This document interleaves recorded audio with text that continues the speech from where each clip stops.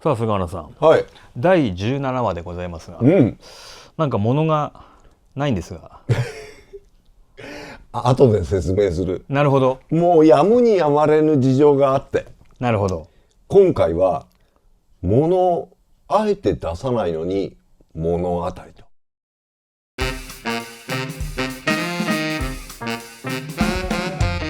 釣り行く前日ってさ、寝れないじゃん。ふって振り返ったらさ、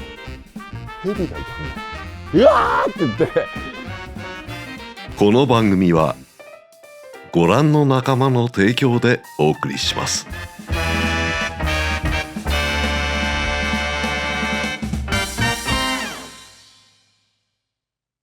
その物がないというのはどういうことなんですか？物がないのはね、まあ言うに言われぬ事情なんだな。なるほど。あのさ、この YouTube の中で大さん話してる通り、俺はいとこと一緒に、東北道がメインで、まあ、あちこち釣りに行ってたよね。でまあほぼ、栃木県が多いんだけど、だから、つまりなんだろう、岡野と一緒に共同で本を書いている坪井先生ねとか、あるいは、ナレーターの栃木県の釣り大使、釣り PR 大使をやってる市木美奈子とかねの、もう膝元のエリアだから、俺がその栃木の釣りを語るなんてもうちょっとおこがましい話なんだけどさ、まあそのいとこのさ、俺より5歳年上の道夫さんと一緒に、まあ、あちこち栃木県内、荒川水系、鬼怒川水系、あちこち行くわけよ。その中で行った一つに思い出深いところがこちら、はい、裏磐梯のこれ小野川湖、一応ね磐梯3湖、ここに秋元湖、真ん中小野川湖を挟んでこう3湖こう3つ並んでるけどね、もう一つ桧原湖、この3つで磐梯3湖って、まあ、有名だよね。有名ですね。常磐自動車道が通ってるから、この猪苗代磐梯インターから北上すれば行けるけど、当時つまり俺が学生時代1980年代の半ばって道路整備はそれほど進んでないので、まあそのいとこの車で行くわけよ。で福島県の、これ山郡っていうのかな、北塩原村、の、まあ、この小野川湖でね真ん中行くわけでさ、いとこは割とへそ曲がりってわけじゃないんだけど、その未知のフィールドに行きたがるとこがあって、まあなんかワカサギ釣り行ったりなんかいろいろさこう行くわけね。でこの最もこの小さいっていうか地味な、地味ですよね、確かに。まさし小野川湖行ってみようぜ今回はっていうわけ、でまあ小野川湖出かけるわけ。川俣ダムに行った時にもうローボートで向かい風で大変な思いをしたってあわやのね、話したよね。でさ、もうあれで懲りてさ、そのいとこの美女さんはさ、ホテル泊まるぞって言い出したわけで、磐梯にそのまあある観光ホテルがあって、まあ、そこ泊まるわけよ。で前日乗りでね車で行こうって、俺は電車で群馬県の館林まで行って、そこからまあ道夫さんの運転する。でさ、それさ前も話したけどさ、うちの父親ってさ終生松田社だったのね、でやっぱりその会社の営業者もさ松田社だったのね。でしょっちゅう釣りに行ってるもんだからさ、やたら会社の営業者でさ館林の周りだけ走ってる分にはさ、大してその燃費も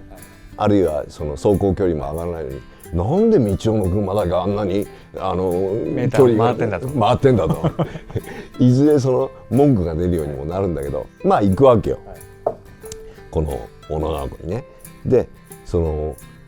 ホテルに泊まるぞって言って、まあ、あるホテルに泊まるわけで、まあ釣り行く前日ってさ結構気持ちが高ぶってて寝れないじゃん。高揚しますよね。ね、で起きるとさ、起きたら起きたで今度もう目が冴えちゃって早く釣り行きたいから寝れないわけよ。でさ、その釣り道具とかはいはい。揃えて下に降りてったわけでさ、ホテルってそのモーニングあんじゃん、うん、はいはい。朝ごはん。朝ごはんで、あれ釣り人いらないよね。ね、間に合わないですもん。でしょ。間に合わないっていうか、まあそうですね。いらないですよ。朝まずめに遅いですもん。ね、もうその朝のモーニング、7時30分からですもう全然無理ですね。でしょ。全然無理ですね。朝まずめ、もう7時30分って言うとひとしきり釣ってもういいやって一段落してますね。でしょ、で朝まだきさ、その夜が明けきらない、もうほんと5時とかさ4時とかにさ、その俺ホテルのその1階に降りてくわけと、ロビー兼そのレストランみたいなさフロアがあるので、当然そのホテルのフロントの人が大きくなくて、でそこにもう鍵返して行っちゃうぞみたいなしたらさ、そのホテルのそのラウンジというか、まあレストランというかさ、そこにさ男の人が一人座ってるのね。でまあ俺も降りてきて、で缶コーヒーの自動販売機もあるかなと思ってコーヒー買ってきて、で道夫さんが降りてくるの待ってこう座ったわけで、ふっと見たらさ、その座ってる男の人さ、誰だろうってこうなんつうの、見るともなしにこう見たわけ。そしたらさ、天地茂さんってわかる？天地茂さんってさ、非常のライセンスとかさ、連続ドラマで割とサスペンスの主役とかやるような人で、この人がそのいつもここにさ、こう右にしわが寄ってこういうなんかゴルゴ13みたいな顔の人がさ座ってんのよ。でやっぱり缶コーヒー飲んでる、缶コーヒーだか缶ジュースだかなんか一人でいるので、多分ね台本チェックしてたんだと思うんだけど、もう静かに一人でこう、だから多分ロケだと思うんだよ。でね、その頃ね、その天地茂さんは江戸川乱歩の原作の美女シリーズっていうのを撮ってるので、これ何かっていうと、いわゆるワイド時間のドラマあるじゃん、長尺のドラマ、2時間ドラマの走りの頃だからもう最終的になんか崖の上で犯人が鬼怒川殺人事件みたいな、そうそうそう、はいはい、でこの江戸川乱歩の美女シリーズって一人その事件に絡む女性がゲストなのね、毎回ね。で彼女の入浴シーンがあるのよ、割とメジャーな女優さんの。それが売りで数字も結構取れてたの当時。17% とか18とかいくつか20みたいなのを取ってて、その天地茂さんが主役だったのね。で天地さんだと思って、でもとても声をかけられるような感じじゃないのよ。新幹線のビュッフェであった大鳥圭介さんとは全然ノリが違う、はい、もうそこは江戸川乱歩シリーズ明智小五郎みたいなね、集中モード入ってるで割とダンディーな、はい、もう朝からちゃんとスーツ着ているわけで、これ俺後になって調べて分かったんだけど、ついこの梅雨の時期にさ、三輪明宏さんが亡くなったよね。で三輪さんがさ、当時だから1960年代に三島由紀夫の原作の「黒トカゲ」っていう舞台を江戸川乱歩のよやってんのよ。でその時に明智小五郎の役はこの天地茂さんがやってんの、1960年代に。それがヒットしたいい舞台だったもんだから、まあ、プロデューサーが天地さんに白羽を立てて、このその美女シリーズの2時間ドラマの主役の明智小五郎に天地さん抜擢したらしいんだよ、どうも。でその時のまあ天地さんがいるわけで、もうなんか俺はもうただ「へえ」ってつい人じゃんだからとても声をかけられるような状態じゃなくて、でも多分そのバンダイを舞台にしたその温泉もののなんかロケだったんだろうと思うんだけど、まあそこに道夫さん降りてきて、で道夫さん天地茂だよっていう感じじゃない、もうおはようみたいな感じで、おじゃあ行くぞ正志っつって言って、もう一緒に釣りに行っちゃうで車の中で「道夫さんさっきあそこで男の人座ったの気がついた?」って言って「あれ天地茂さんだよ」って言って「マジか?」って言って「ってロケかね?」なんて言いながらまあこのついに行くわけ。行った先がこの小野川湖でまあ釣ってたわけよ。でさ今さこの裏磐梯っていう言い方もどうかと思うけど、この磐梯山湖もそうだし、その下の猪苗代湖もそうだけど、スモールマウスバスがねすごい今有名だけど、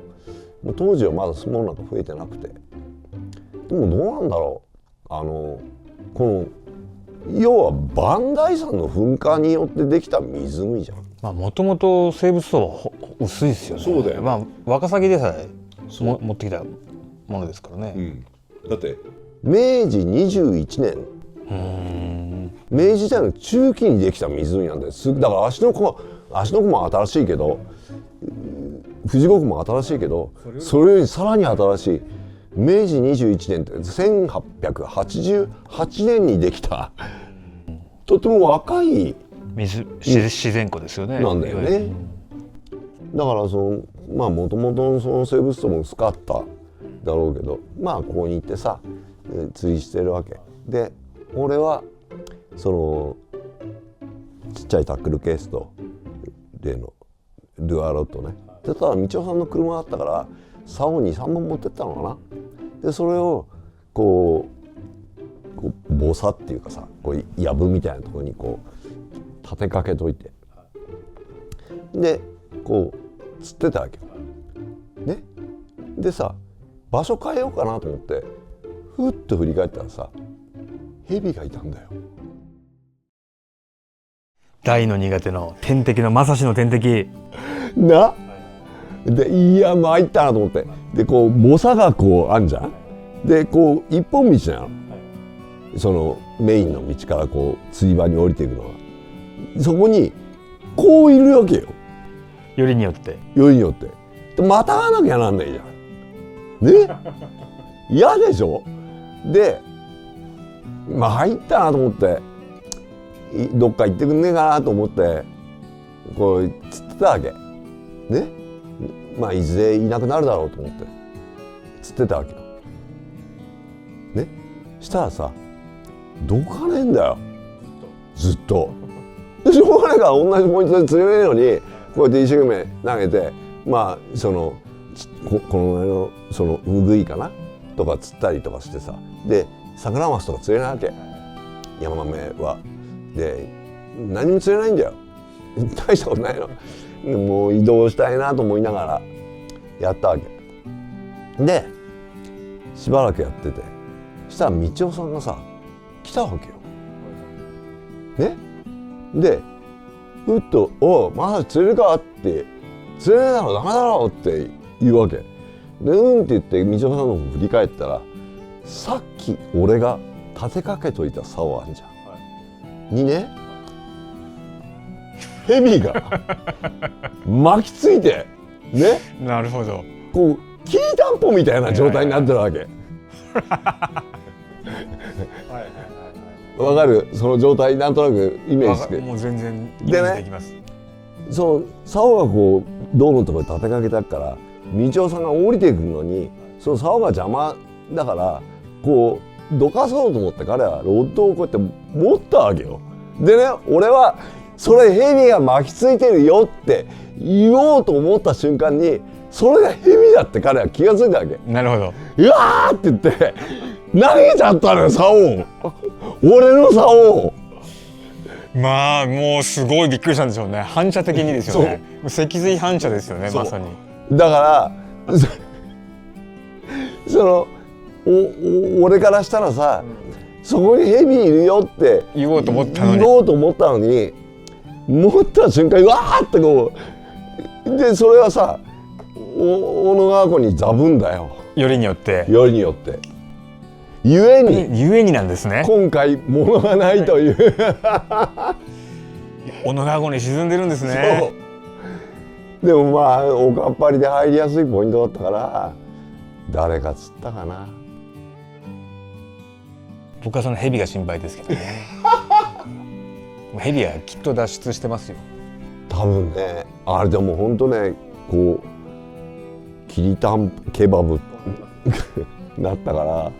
まあ沈んだけどヘビは多分スルッと逃げたと思うんだよね。結構でかい青大青大将将だった。でも釣り場のヘビ話が面白いですよね。もうさ、俺もうその例の津久井湖のガレ場で見た大蛇の話もそうだけど、もうこのヘビ話に関してはね、枚挙にいとまがなくて。逆になんか嫌いな人ほど見ますよね。やっぱね、いや違うんだよ。気にしてるからですか。そう、ね、いるんじゃねえかなとかさ、見ちゃうから見ちゃうから余計にこう岩場へ釣ってる時もそうでしょ。源流帯でこうやって手をかける前にまず見るじゃん、こうやっそしたらて。いますもんね、こっちにね。でしょでしょ。でこう歩ってる時もさ、こう岩の間とかにさ、もしやいるんじゃないかと思うから、やっぱ注意深く見るもんね。そうですね。だから見ちゃうんだよな。僕あんま気にしないからな。ああいたっていうのたまにありますけど、うんそうか。でもあれですね、それ何年ぐらい前ですか。でも俺が大学多分3年とか1983年4年ぐらい、うん、でその頃に小野川湖で竿を釣った人がいたらね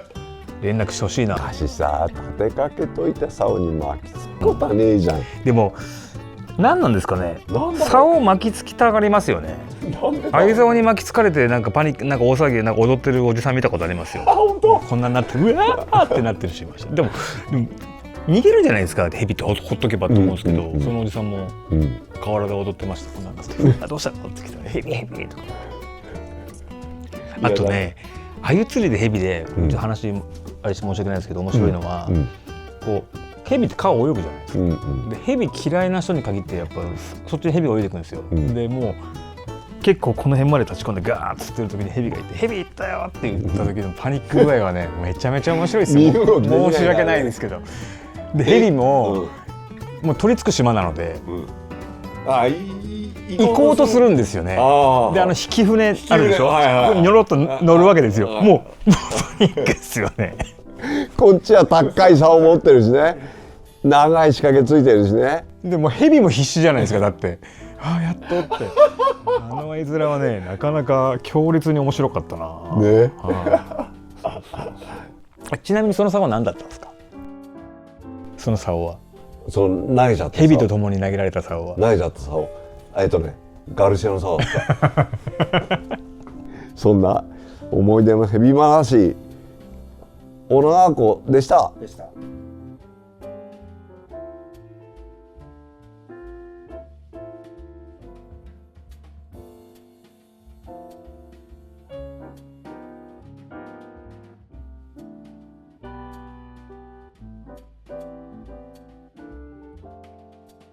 菅原正史の物語は